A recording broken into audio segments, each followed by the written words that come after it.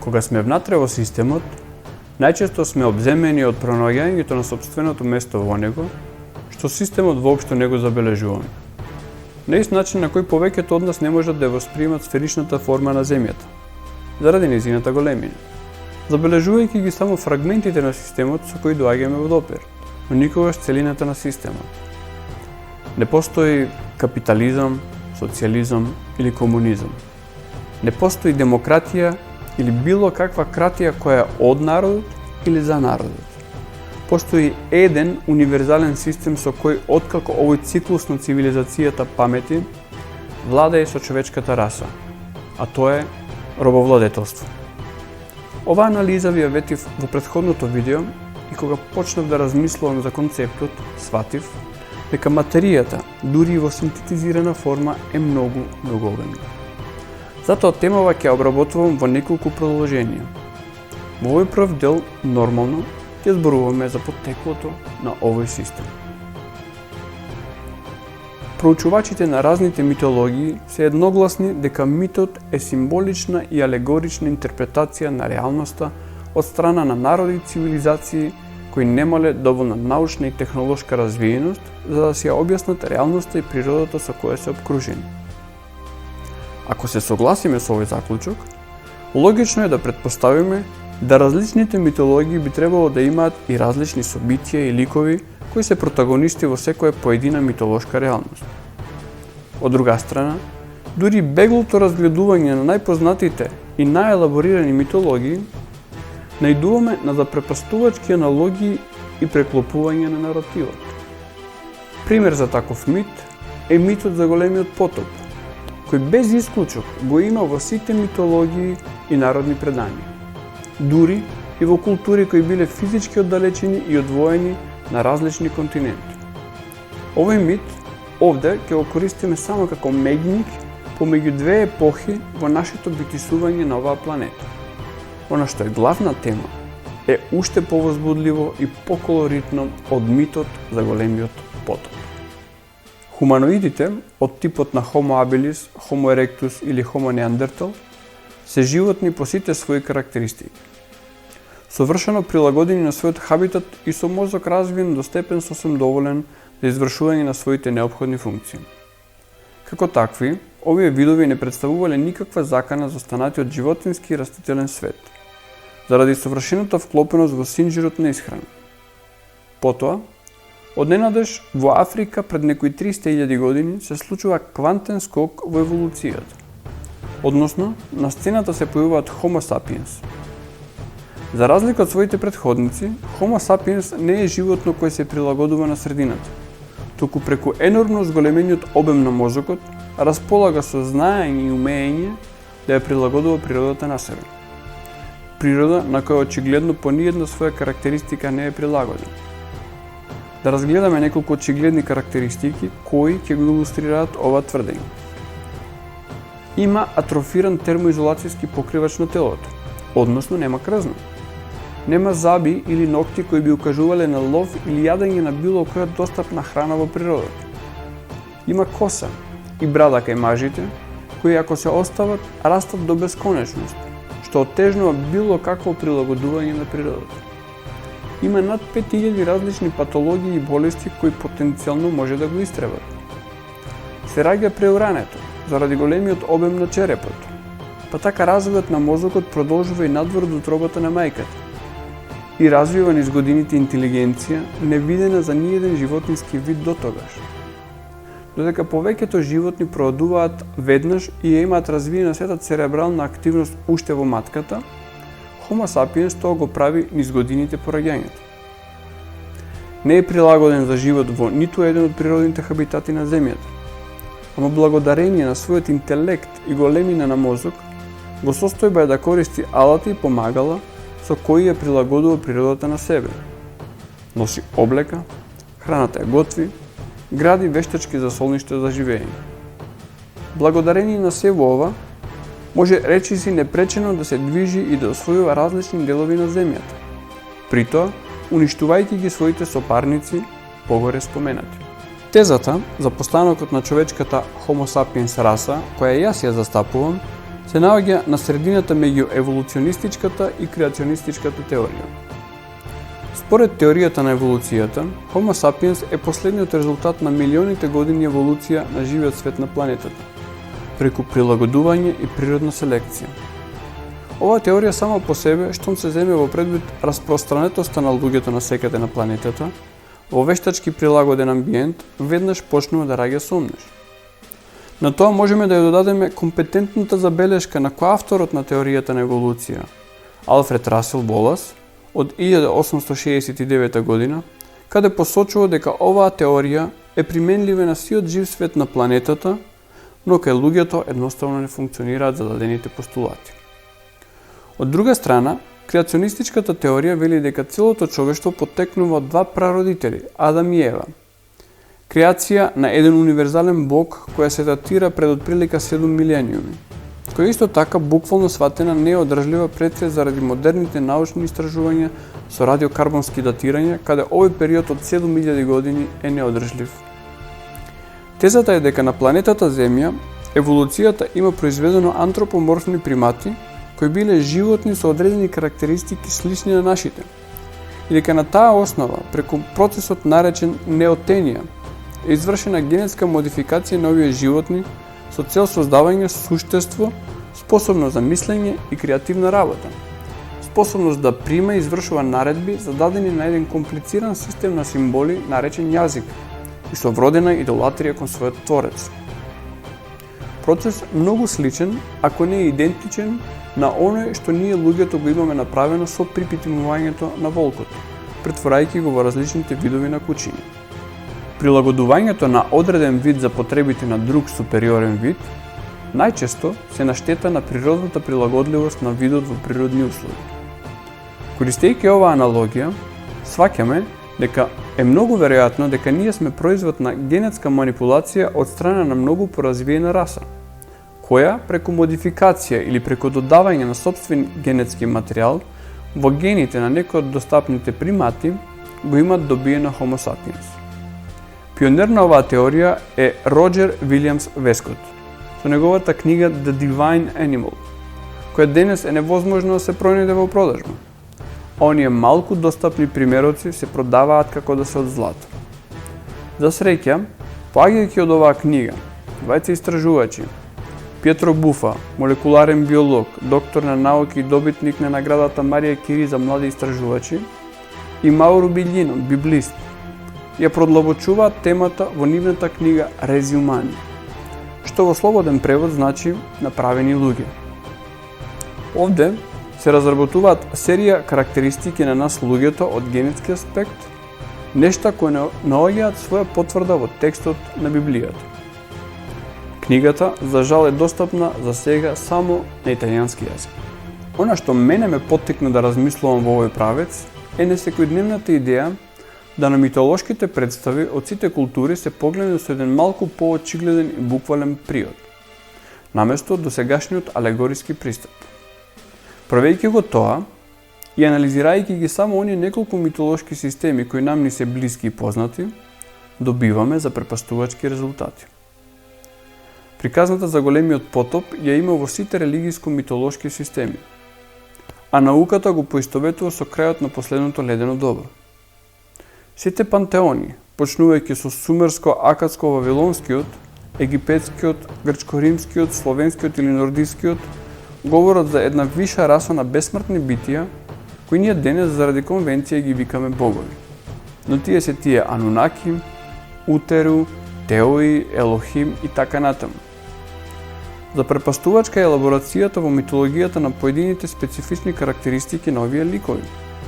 Така имаме Зевс, Јупитер, Перун, Тор, пророкот Илија, или Хермес, Меркур, Тот, Мимир, или пак Афродита, Венера, Иштар и така натаму. Се трудам да синтетизирам. Еден друг мит е така наречената војна на небото. Во христијанството нели представена како битка помеѓу Луцифер со 1/3 од ангелите, наспроти Архангел Михаел со другите 2/3. Представа која многу наликува на војната на титаните, односно старата генерација на грчки богови со седиште на планината Отрис и поновата генерација на богови со со седиште на Олимп. Приказните за ваквите војни на небото се распространети скоро низ целата планета. Она што е многу интересно, секаде, подоцна одредената генерација на богови преминуваат на создавањето на човекот. Денес, науката има склоност развојот на цивилизацијата да го гледа како линеарен процес, кој што почнува со изненадното никнување на развиената сумерска цивилизација и продолжува понатаму до ден денешен. Ние денес си ласкаме со заклучокот дека сме најразвиениот стадиум до сега, исклучувајќи ја можноста за циклично повторување на цивилизациите. Лемурија, Хипербореја и Атлантида се само неколкуте можни предпотопни цивилизации за кои не знаеме ништо, иако остатоци од нив имаме се уште распрскани низ целата планета, најчесто во форма на мегалити. Кои и какви биле жителите на овие цивилизации можеме само да претпоставуваме, исто како што можеме само да нагаѓаме каква била нивната технологија. Излегува логично дека ова постпотопна цивилизација која имаме сега е само последна во низата цивилизација.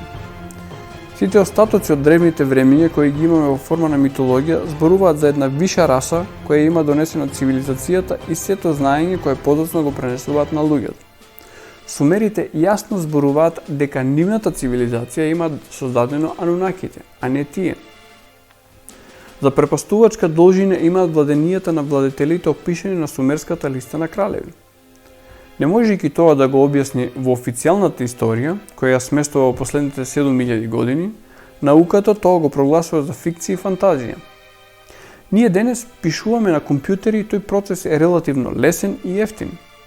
Но кога некој морал да пишува во камен или на скапи и тешко достапни материјали, дали поправо нешто би запишувал би биле измислици или фантазии?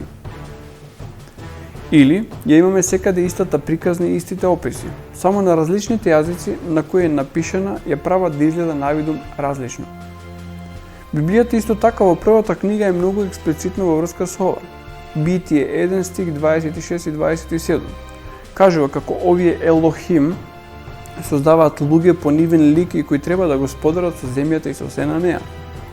И дека во тој момент на креација создаваат и маж и жена.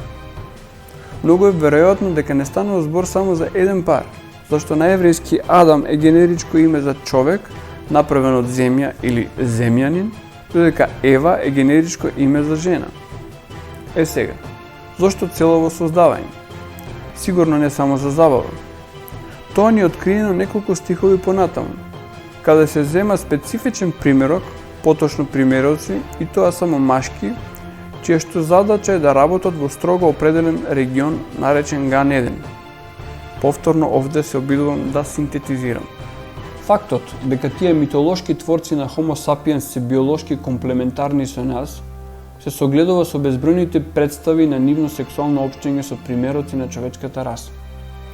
Во грчката митологија Зевс е најтипичен пример за женкариште кој има редица запишани авантури со земни жени.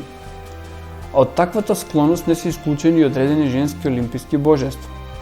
И секако знаете, рожбите од ваквите односи се познатите полубогови, херои на антиката, Ахил, Херакли и сличните ним. А за препастувачка е сличноста со библискиот текст кој буквално цитирам вели вака, Битие 6, стих 1 и 2. А кога луѓето почнаа да се множат на земјата и керки им се народија, тогаш синовите Божи, гледајќи керките човечки дека се убави, ги земаа кои што ги сакаа за жени. Стихот 3 пак укажува на дарувањето генетски материјал поради кој предпотопните патриарси биле долговечни, поскоро 1000 години, и моментот кога Елохимите креатори престануваат да го прават тоа. И рече Господ Бог: Духот мој нема вечно да пребива во луѓето, зашто тие се тело. Ете деновите нивни нека им бидат 120 години. На крај 4-тиот стих ни ја покажува сличноста со грчката митолошка слика за мешаната крв меѓу богови и смртни жени. А имаше во тоа време џинови на земјата. Особено, пак кога синовите Божи почнаа да влегуваат при керките човечки и тие почнаа да им раѓаат. Тоа се силните луѓе прочуени од старото време. Истата идентична приказна. Вистинските владетели се овие битија кои се наши креатори. Битија од крв и месо, но со знаење и генетика кои му возможува огромен животен век. илјадници години. Многу е веројатно дека нивниот број не е многу голем, па се имаат поделено земјата на сфера на влијание. Но тие не се тие владетели кои можете да ги видите на телевизија. Не. Тие се само нивни емисари, особено во случаевите на големите земји или сојузи. Тие се нивните земни потомци, таа мешана или така наречена сина крв, луѓе со уверување дека имаат природно и од Бога дадено право да владеат. Но, како што реков, и покрај огромната моќ со која располагаат, тие се само емисари. Ако им го знаеме името, тогаш тие се само администрација на вистинските владетели. Политички, банкарски или воени, сеедно. Тие само владеат во нечие туѓо име. Отпечатокот на ваквото владење се огледува во фактот дека и покрај илузијата за приватното поседување на земјата, сепак, секој кој поседува земја, куќа или стан, и покрај тоа што не остварува профит, плаќа данок на сопственост. Тоа е таа повластена кирија кон државата, зашто и таа не е вистински владетел, туку само администратор на територијата на која функционира. Оно што мене ме вознемирува ваквата слика на настаните е фактот што историјата ја пишуваат победниците. Знаејќи го ова, се прашувам, што ако во таа војна на небото не победиле лошите момци? Нормално, победникот секогаш поразениот го представува како лош. Прометеј беше окован на Кавказ затоа што им го даде огнот на луѓето, односно им ја даде светлината на напредокот. Библиската змија по се изгледа е еден од елохимите кој имал љубов за човештвото, па им укажува на Адам и Ева дека треба да јадат од дрвото на спознавањето на доброто и зло. Нешто што нема врска со никаков правобитен грев, туку доближување на човекот кон својот Творец, зашто јасно говори Битие 3, стих 22. И рече Господ Бог, Адам стана како еден од нас, знаејќи што е добро и што зло, но сега да не ја испружи раката своја и да земе од дрвото на животот и да вкуси па да живее вечно. Никаков правобитен грев, туку приближување на човечката природа до таа на своите творци. А бидејќи поттикнуваш за тоа е змијата, очигледна е аналогијата со Прометеј во нивното човекољубие. На ова не може да не се спомене древната еврејска пракса наречена гематрија, која е дел од кабалата. Накратко, бидејќи секоја буква во еврејската азбука има бројчена вредност, гематријата наоѓа аналогија меѓу зборовите кои имаат иста бројчена вредност, а навидум различно значење. Така зборот за змија, нахаш, е составен од буквите нун 50, хет 8, шин 300, збирно 358. Што наоѓа интересно совпаѓање со мем 40, шин 300, јод 10, хет 8, збирно 358, а зборот во прашање е Мешијах, односно Месија. Значи Спасителот е опишан како лошиот во приказната, веројатно како поразената страна.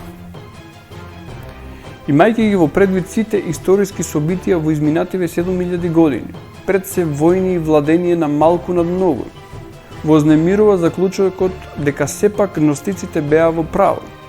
Овој свет е творевина на злокјудниот бог Демиург, кој само заради својата надмок на своите сопарници, кои имале наклоност кон човештвото, а нив ги има представено како лоши. А себе и овој свет како врв на Божјата совршеност. Таа Божја совршеност за моите очи е невидлива. Та за вашите? Јас сум Татунчо, драги пријатели, а ова беше само генезата за мрачниот робовладетелски систем. За сега, секој добро.